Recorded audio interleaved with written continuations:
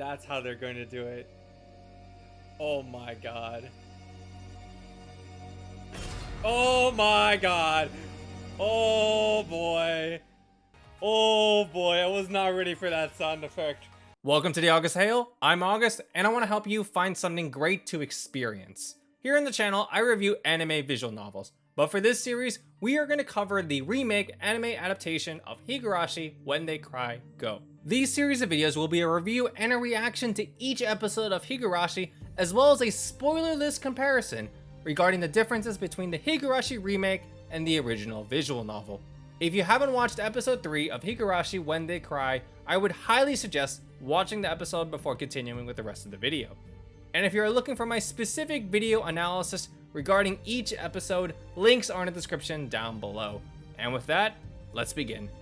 Episode 3 of the Higurashi Gou anime covers chapters 7 and 8 of the Onikakushi Hen Demoned Away arc. Rika's dance finishes, and then Rena and Keiichi conduct the cotton drifting portion of the Watsunagashi festival. It is here where Rena talks about Oyashiro-Sama, the deity god of Hinamizawa. Soon after, Keiichi sees Tomitake along with a woman, but he never makes contact with them and proceeds to go home, with Rena staring at Keiichi in the distance.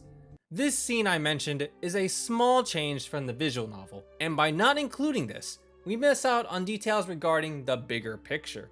In the visual novel, Keiichi begins a conversation between Tomitake and the woman. Here, Tomitake and the woman introduce Keiichi to the string of deaths that happened on the day of the Watsunagashi festival. While this is an important detail, the bigger takeaway is to test Keiichi's personal affiliation with the Hinamizawa village. Throughout this first arc, the visual novel shows off how Keiichi isn't still fully accustomed to the village yet through various hints.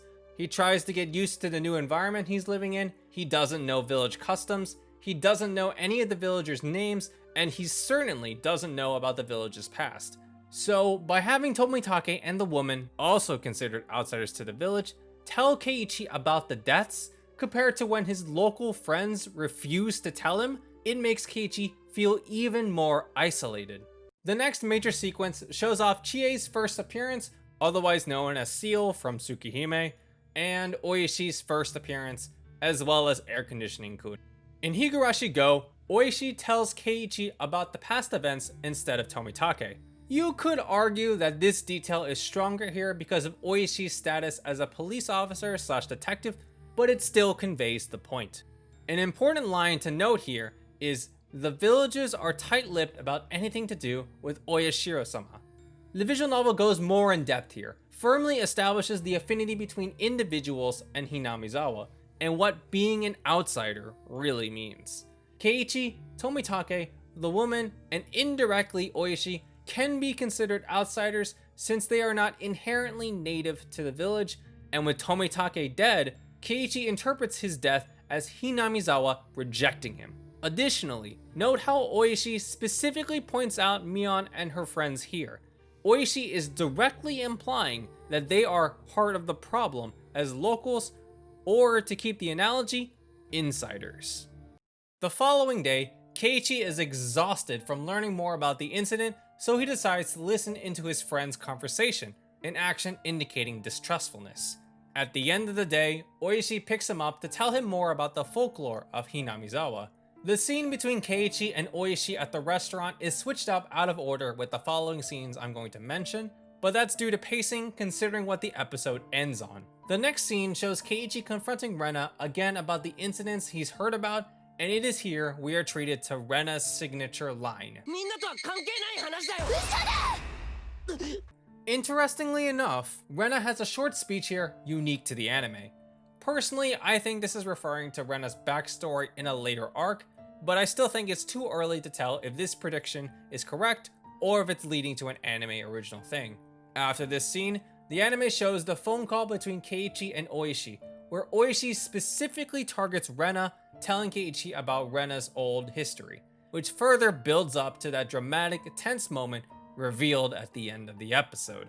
It's a really great moment, capitalizing on the show's buildup of Rena's unnerving presence. There's a lot of shock factor moments in this episode of Higurashi, coming from Keiichi with some really well executed moments, the most notable one being Rena's lies line and her gaze into Keiichi's room. Visually, the shots look frightening, but what really sold the moments for me are the sound effects used, giving it that punchy impact. The show's pacing is also doing quite well, continuing to move forward without wasting a single beat, and if you've been waiting for the 3-episode rule, I believe this is the episode where the show would get you hooked. So what do you guys think of episode 3 of the Higurashi Go anime? What are your impressions of the new episode, and what are your thoughts on what might happen next? I would love to hear them.